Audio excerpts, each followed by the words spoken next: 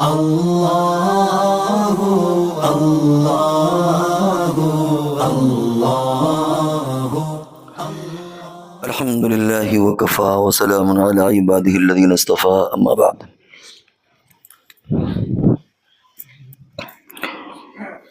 یہ مہینہ رجب کا چل رہا ہے اور اس مہینے میں معراج کا مشہور واقعہ بعض روایتوں کے اعتبار سے اسی مہینے میں ہوا۔ معراج کے واقعے سے ہمیں بہت سارے سبق ملتے ہیں اور اسی اعتبار سے اگلی زندگی اور اپنے آنے والی نسلوں کی فکر کرنے کی ضرورت ہے کہ اس سے کیا سبق ملا اور کیا مقصد تھا معراج کا۔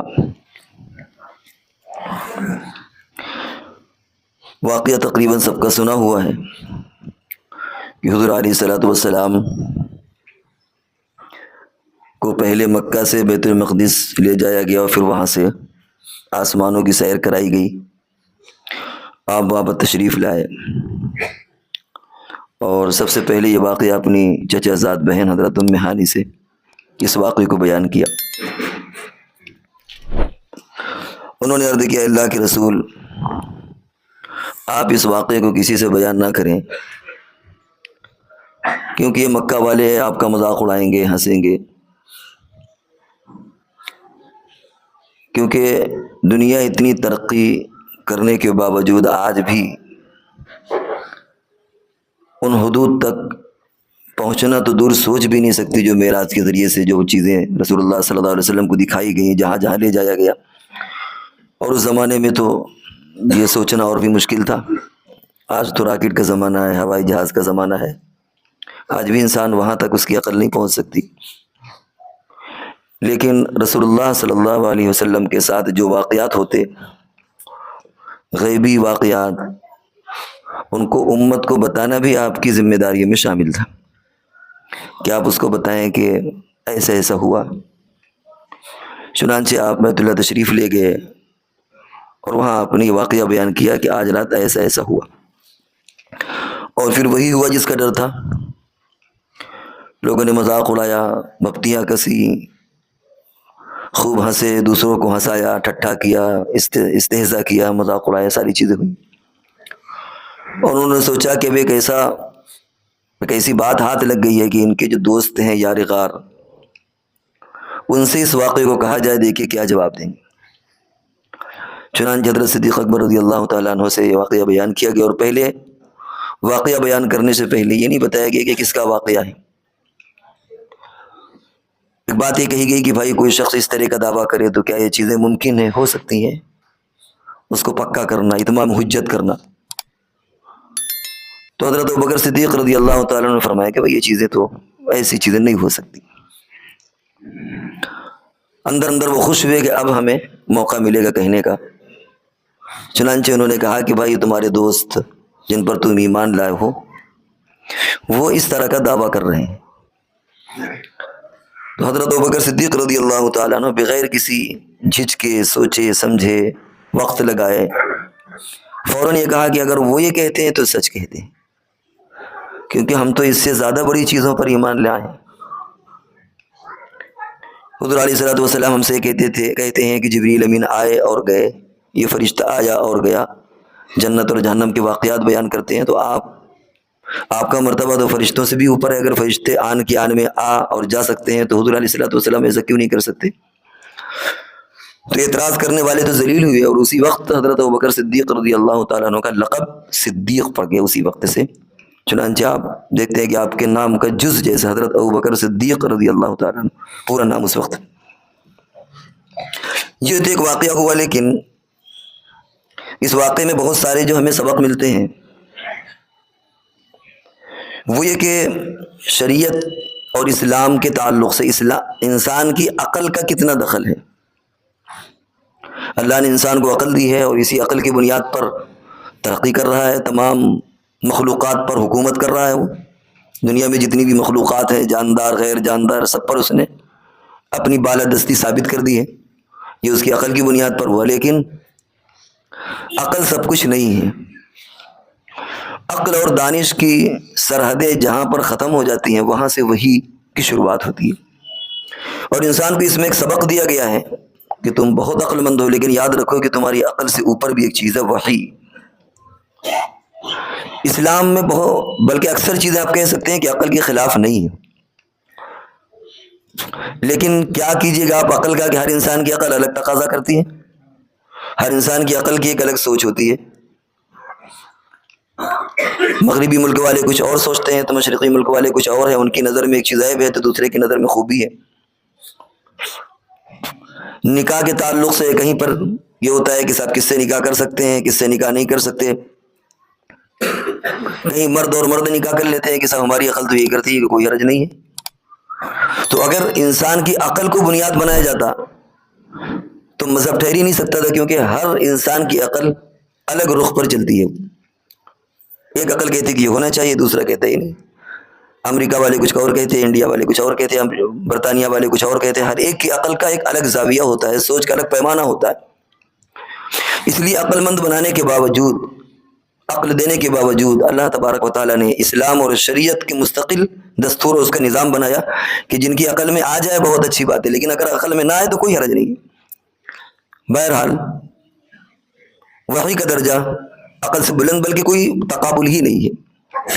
تو تمہیں جن باتوں پر ایمان لانا ہے وہ وحی ہے، وہ تمہاری عقل نہیں ہے. معراج کے واقعے سے جہاں ایک سبق یہ ملتا ہے، ابھی عقل والی بات ہے، اس کی کچھ مثالیں پیش کی جائیں گی. وہاں یہ بھی ہے کہ جب انسان پر آزمائشیں آتی ہیں تو اللہ تبارک و تعالیٰ کی طرف سے انعامات بھی اسی طرح ہوتے ہیں، وہ انشاءاللہ ہم بعد میں بیان کریں گے. اب یہ کہ عقل اور شریعت میں عقل کا کتنا دخل ہے، دخل نہیں ہے، اس سلسلے میں بہت ساری کتابیں بھی لکھی گئیں جس میں ہر مسئلے کو یہ ثابت کیا گیا کہ کوئی مسئلہ عقل کے خلاف نہیں ہے. لیکن شرعی مسائل کے جج کرنے کا یہ پیمانہ نہیں ہے، وہ تو ان لوگوں کے لیے ایسی کتابیں لکھی گئی ہیں جن کو اس تعلق سے شبہات ہیں، اعتراضات ہیں. آپ یوں کہہ لیں کہ وہ مسلمان ہیں ہی نہیں، لیکن ہو سکتا ہے کہ ان کو اسلام کی بہت سی چیزیں اچھی لگے، وہ اسلام میں داخل ہونا چاہتے ہیں، لیکن کچھ ان کے شبہات ہیں، کچھ تحفظات ہیں، کچھ اشکالات ہیں، کچھ اعتراضات ہیں. تو اس تعلق سے کتابیں لکھی گئیں.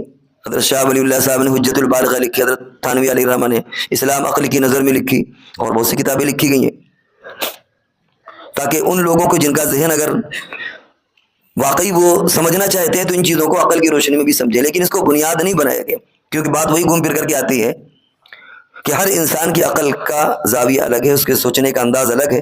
اگر عقل کی بنیاد پر شریعت کی بنیاد رکھی جاتی تو اتحاد نہ ہو پاتا. ہر آدمی ایک اپنی الگ منطق بیان کرتا کہ صاحب میرے اعتبار سے تو یہ ہونا چاہیے، وہ کہتا کہ یہ ہونا چاہیے.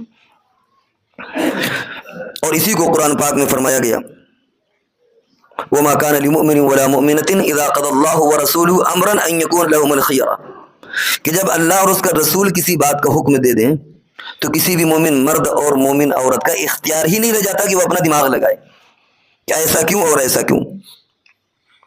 چنانچہ مکہ والے کہا کرتے تھے کہ صاحب سود اور تجارت ایک طرح ہے. آدمی اپنا مکان کرائے پر اٹھاتا ہے تو اگر ہم نے 1,00,000 روپے کرائے پر اٹھا دیے تو اس میں حرج کیا ہے؟ چنانچہ وہ کہتے تھے انما البیع مثل الربا، کہ بے اور ربا، یہ سود، یہ تو ایک طرح ہے. آدمی بہت ساری چیزیں اپنے کرائے پر اٹھاتا ہے. کوئی اگر سونا چاندی کرائے پر اٹھا دے، درہم و دنانیر کرائے پر اٹھا دے، روپیہ پیسہ کرائے پر اٹھا دے، تو اس میں کیا حرج ہے سود لینے میں؟ اللہ رب العزت نے اس کی حکمتیں نہیں بیان کی کہ اس میں یہ عیب ہے ربا اور سود میں. اس کی باقاعدہ کتابیں موجود ہیں، لیکن قرآن نے ادھر توجہ نہیں دلائی. قرآن نے اللہ رب العزت نے ایک حاکمانہ فرمان فرمایا. کیا فرمایا؟ احل اللہ البیع وحرم الربا. سن لو کہ ربا حرام ہے اور بیع جائز ہے، بس اس کے آگے تمہیں کسی چیز کی گنجائش نہیں. اسی طرح ذبیحہ کے تعلق سے ایک طریقہ ہے کہ بسم اللہ اللہ اکبر کہہ کر کے ذبح کرو. مکہ والے کہتے تو بھائی صاحب جسے آپ مارے وہ تو حلال ہے، اور جسے اللہ مارے، بہرحال وہ بھی اللہ کو مانتے تھے، مر جائے تو اس کو آپ کہتے ہیں حرام ہے. قرآن پاک نے اس کی وجوہات نہیں بیان کی کہ صاحب جو خود مرتا ہے اس میں خون رہ جاتا ہے، خون بہت سی بیماریوں کی بنیاد ہوتی ہے، اور ایسا ایسا ایسا کچھ نہیں بیان. فَكُلُوا مِمَّا ذُكِرَ اسْمُ اللَّهِ عَلَيْهِ، جو اللہ کے نام پر ذبح اس کو تم کھا سکتے ہو، جو غیر اللہ کے نام پر اس کو تم نہیں کھا سکتے، وہ خود مرا ہو یا کسی اور کے نام پر ذبح کیا گیا ہو. قرآن نے ایک اعلان بیان کر دیا. وضو اور تیمم کے تعلق سے، وضو اگر نہ ہو تو تیمم کر لے، اور تیمم مٹی سے ہوتا ہے. تو انسان کے ذہن میں بات آ سکتی ہے کہ صاحب وضو تو سمجھ میں آتا ہے کہ ہاتھ پیر دھل جاتے ہیں، تیمم کیا چیز ہے کہ مٹی میں ہاتھ مار کر اپنے چہرے پر پھیرنا؟ کوئی اور چیز بھی ہو سکتی تھی، تانبا پیتل لوہا پتھر، کوئی پتھر تو خیر مٹی کی جنس سے، کوئی ایسی چیز کہ جس میں گردنا ہوتی، یہاں تو یہ مٹی اور مٹی سے ہاتھ پھیرو، لیکن باقاعدہ قرآن میں اس کا ذکر ہے، یہاں پر عقل نہیں چلے گی، حالانکہ سب کی چیزیں عقلی موجود ہیں، لیکن اسلام نے زیادہ عقل کی طرف متوجہ نہیں کرایا، کیونکہ کہاں کہاں جواب دیا جائے گا، ہر مسئلے میں آدمی اپنی عقل کو لے کر کے بیٹھ جائے گا۔ خفین میں مسے کا مسئلہ ہے، حضرت علی رضی اللہ تعالیٰ عنہ کی طرف یہ بات منقول ہے کہ اگر دین عقل کی بنیاد پر ہوتا تو مسا خفین کے نیچے ہوتا، اوپر نہ ہوتا، حالانکہ مسا اوپر کیا جاتا ہے، نیچے نہیں کیا جاتا، تو معلوم ہوا کہ شریعت میں عقل کا دخل نہیں ہے۔ وصیت میں لڑکوں کو ڈبل اور لڑکوں کو سنگل دیا جاتا ہے، اس کی بھی اپنی وجوہات ہیں، لیکن جب کسی نے اشکال کیا کہ صاحب یہ کیا، لڑکوں کو ڈبل، لڑکی کو آدھا دیا جاتا ہے، قرآن نے ایک ٹکڑا نازل کیا، لا تدرون ایہم اقرب لکم نفعا، تم یہ نہیں جانتے کہ تمہارے لیے کون زیادہ مفید ہے اور کس کو کتنا ملنا چاہیے، بس اللہ کے فرمان ہے، فریضۃ من اللہ ان اللہ کان علیما حکیما، یہ اللہ کی طرف سے فرض ہے اور اللہ تعالیٰ حکمت والے اور جاننے والے، ادھر تم اپنی عقل مت لڑاؤ۔ تو یہ بطور نمونے کی چند مثالیں ہیں، بہت ساری چیزیں اگر آپ دیکھیں گے تو ان سے معلوم ہوگا کہ شریعت میں عقل کا ایسا کوئی دخل نہیں کہ انسان اس تعلق سے پریشان ہو۔ بات معراج کی چل رہی تھی، تو معراج بھی اگر ہمارے عقل میں آئے تو نہ آئے تو اس سے کوئی فرق نہیں پڑتا، قرآن میں اس کا ذکر ہے، حدیث میں اس کا ذکر ہے، بہرحال ہم کو اس پر ایمان لانا پڑے گا۔ اس وقت جو مغربی دنیا ہے اور جو فتنے جاری ہیں، ان میں دو باتیں بنیادی طور پر ہیں۔ ایک تو یہ چیز کہ جو ہماری عقل میں آئے گی ہم اسے مانیں گے، اور جو ہماری عقل میں نہیں آئے گا ہم اس کو نہیں مانیں گے۔ یہ اس وقت کا ایک فتنہ چلا ہوا ہے، ہر انسان ہر چیز کو اپنی عقل سے سمجھنا چاہتا ہے، حالانکہ یہ بات کہی گئی کہ اگر عقل پر بنیاد ہوتی تو ہر چند لوگوں کی عقلیں الگ سمت میں ہوتی ہیں، اگر 10 آدمی بیٹھ جائیں کوئی مشورہ ہو تو مشورے میں اختلاف ہو جاتا ہے، ہر انسان کی رائے الگ ہوتی ہے، رائے عقل ہی سے پیدا ہوتی ہے، آرا کا اختلاف ہو جاتا ہے۔ اگر بہت سارے لوگ بیٹھتے اور ایک ہی رائے ہوتی تو کہہ سکتے تھے کہ صاحب عقل جو رہنمائی کرتی ہے وہ یکساں کرتی ہے، لیکن ایسا نہیں، ہر انسان کی رائے الگ ہے اور رائے عقل سے پیدا ہوتی ہے، معلوم ہو کہ ہر انسان کی عقل الگ الگ ہے۔ اگر مذہب کی بنیاد عقل پر ہوتی تو پھر تو کوئی مذہب ہی نہ بن پاتا، ہر انسان کا مذہب اپنی اس کی عقل ہوتا۔ تو ایک تو یہ کہ جو چیز عقل میں آئے اس کو مانو، اور اس تعلق سے جو اعتراضات ہوئے کہ صاحب یہ کون سی عقل کی بات ہے کہ صاحب مرد کو طلاق کا اختیار ہے اور عورت کو طلاق کا اختیار نہیں ہے، یہ کون سی عقل کی بات ہے کہ مرد تو 4 شادیاں کر سکتا ہے لیکن عورت ایک سے زیادہ شادی نہیں کر سکتی، بیٹے کو ڈبل دیا جاتا ہے اور عورت کو آدھا دیا جاتا ہے، حالانکہ لڑکا تو طاقتور ہوتا ہے، کما سکتا ہے، لڑکیاں کماتی نہیں ہیں، ان سب کی جواب دیے جا چکے، لیکن اس وقت یہ موضوع نہیں ہے۔ یہ اعتراض کیا جاتا ہے کہ صاحب یہ بات سمجھ میں نہیں آتی۔ پردے کے تعلق سے کہ صاحب مرد اور عورت سے بچہ پیدا ہوتا ہے، جس طرح عورتوں کے چہرے پر کشش ہوتی ہے مردوں کے چہرے پر کشش ہوتی ہے، اگر عورتیں مردوں کو اچھی لگتی ہیں تو مرد عورتوں کو اچھے لگتے ہیں، تو اگر عورت کو پردے کا حکم دیا گیا تو مردوں کو بھی پردے کا حکم دیا جانا چاہیے۔ قربانی کے تعلق سے کہ صاحب ایک ہی دن میں اتنے جانور قربان کر دیے جاتے ہیں، بہت مرتبہ گوشت پھینکا جاتا ہے، کیا ضرورت ہے اس کی؟ اگر اتنی رقم رفاع عام پر لگا دی جائے، لوگوں کی تعلیم پر لگا دی جائے تو کتنا فائدہ ہو جائے۔ لوگ حج کرنے جاتے ہیں، عمرہ کرنے جاتے ہیں، کتنی رقم خرچ ہوتی ہے، اگر یہ ساری کی ساری رقم بیواؤں، یتیموں اور لوگوں کی فلاح اور بہبود میں لگا دی جائے تو کتنا فائدہ ہو جائے۔ یہ چند نمونے آپ کے سامنے پیش کیے گئے کہ اس طریقے کے اعتراضات ہوتے ہیں، لیکن سب کا جواب وہی ہے کہ شریعت میں جو چیز ہے تو بس ہے، آمنا و صدقنا، ہم اس پر ایمان لائے اور ہم نے اس کی تصدیق کی۔ ہر چیز کے جواب موجود ہیں لیکن ہر چیز کے جواب دیے نہیں جاتے، اگر انسان واقعتاً سمجھنا چاہے تو ان کے جوابات موجود ہیں، لیکن اگر وہ یہ سمجھے کہ ہم عقل کو اتھارٹی بنائیں، عقل کو اس کو ایک معیار اور پیمانہ بنائیں شریعت کو جانچنے کے لیے، تو یہ چیز ممکن نہیں، کیونکہ ہر انسان کی عقل الگ ہے۔ تو اس معراج کے واقعے سے تو یہ انسانوں کو سبق دیا گیا ہے کہ بس ایک چیز ہے تو ہے، تم پر اس پر ایمان لانا، تمہیں یہ تو اختیار ہے کہ تم مذہب قبول کرو یا نہ کرو، لکم دینکم ولی دین، کوئی زور زبردستی، لا اکراہ فی الدین، دین میں کوئی زبردستی نہیں ہے، جس کو جو چاہے دین اسلام قبول، اپنا مذہب اپنا بنا لے وہ، لیکن ایک بار اگر داخل ہو گیا تو اس کو اسلام کی چیزوں کو فالو کرنا پڑے گا۔ تو ایک تو معراج کے سبق سے معلوم ہوا کہ شریعت کی بنیاد عقل پر نہیں ہے، شریعت کی بنیاد وحی پر ہے، فرمان رسول پر ہے، قرآن حدیث پر ہے، ہماری عقل پر نہیں ہے۔ ہر انسان کی عقل الگ ہوتی ہے، قیامت تک پیدا ہونے والے اللہ جانے کسی اپنی عقلی تکے ماریں گے اور اپنی عقلی بنیاد پر بحثیں کریں گے، کبھی بھی اجتماعیت نہیں ہو سکتی تھی، کیونکہ انسان کی عقلیں الگ الگ ہوتی ہیں، سوچنے کا زاویہ الگ الگ ہوتا ہے۔ دوسری چیز اس کے ذریعے سے معراج کے سبق سے یہ معلوم ہوا کہ جب انسان پر آزمائشیں آتی ہیں تو اللہ کی طرف سے انعامات بھی آتے ہیں. اسی اعتبار سے یہ جو معراج کا واقعہ پیدا ہوا اور یہ پیش آیا، یہ مکہ میں پیش آیا، مدینے میں نہیں. حالانکہ حالات زیادہ سازگار مدینے میں تھے. اس معنی کر کہ اگر مدینے میں آپ یہ واقعہ بیان کرتے تو اتنا لوگ ہنستے نہیں، کیونکہ زیادہ تر ایمان والے تھے، اور ایمان والے اپنے نبی کی کس بات پر ہنسیں گے؟ تو ایمانی سے نکل جائیں گے. لیکن انتخاب ہوا مکہ میں، جہاں استہزاء کرنے والے موجود تھے، ظلم کرنے والے موجود تھے، ہنسی اڑانے والے موجود تھے. وہاں یہ واقعہ پیش آیا، اور پیش آنے کی وجوہات بھی جہاں اور ساری حکمتیں وہاں کی بھی ہے کہ رسول اللہ صلی اللہ علیہ وسلم پر اس وقت بڑے حالات آئے ہوئے تھے. ایک تو آپ کی غمگسار بیوی حضرت خدیجہ رضی اللہ تعالیٰ نے، جو آپ کے لیے ڈھال بن کر کے ہر اعتبار سے کھڑی تھی، ان کا انتقال اس سال ہوا. دوسرے آپ کے لیے جو ڈھال بنے ہوئے تو حضرت ابو طالب، جو اگرچہ ایمان نہیں لائے تھے لیکن ہر اعتبار سے آپ کے ساتھ تھے. اسی طریقے سے مکہ کا جو ظلم تھا وہ اپنے پیک پر تھا، بس انتہا پر تھا ظلم. اور جب مکہ والوں سے آپ مایوس ہوئے تو طائف گئے، اور طائف والوں نے جو پتھروں کی بارش کی وہ واقعہ آپ کے سامنے. یہ تین واقعات تو بڑے بڑے ہیں. ایک تو حضرت خدیجہ رضی اللہ تعالیٰ عنہ، اور اس عمر میں اگر کسی کی ایسی بیوی کا جو ہر طریقے سے آپ کے معاون و مددگار، اس کا انتقال ہو جائے تو انسان ایک اپنے آپ کو ادھورا سا محسوس کرے گا. چچا جو بالکل باقاعدہ آپ کے لیے ڈھال بنے ہوئے تو ان کا انتقال ہو گیا. مکہ والے جو تھے ہی دشمن، امید لگا کر کے طائف گئے تو وہاں ان ظالموں نے جو آپ کا استقبال ایک طنز کا لفظ ہے، ان ظالموں نے جو آپ کے ساتھ سلوک کیا وہ پتھروں کے ساتھ سلوک کیا.